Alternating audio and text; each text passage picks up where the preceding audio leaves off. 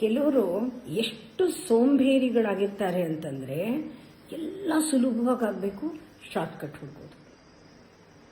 ಇದೇ ಮಾಡ್ತಿರ್ತಾರೆ. ಸುಲಭವಾಗಿ ಕೆಲಸ ಆಗ್ಬಿಡ್ಬೇಕು, ಶಾರ್ಟ್ಕಟ್ ಹುಡಬೇಕು. ಇದರಲ್ಲಿ ಬುದ್ಧಿವಂತಿಕೆ, ಆ ಕನಿಂಗ್ನೆಸ್ ಚೆನ್ನಾಗಿ ಬಂದಿರುತ್ತೆ. ಆ ಈಗೋ ಕೆಲಸ ಅದು ಅವ್ರಿಗೆ ಅಭ್ಯಾಸ ಆಗ್ಬಿಡುತ್ತೆ.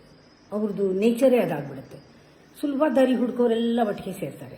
ಸೋಂಬೇರಿಗಳೆಲ್ಲ ಒಟ್ಟಿಗೆ ಸೇರಿದಂಗೆ ಅವರು ಎಲ್ಲ ಒಟ್ಟಿಗೆ ಸೇರಿ ಅದೇ ಸುಲಭ ದಾರಿ, ಸುಲಭವಾಗಿ ದುಡ್ಡು ಮಾಡೋದು, ಸುಲಭ ಹುಡ್ಕೊಳ್ತಾ ಇರ್ತಾರೆ.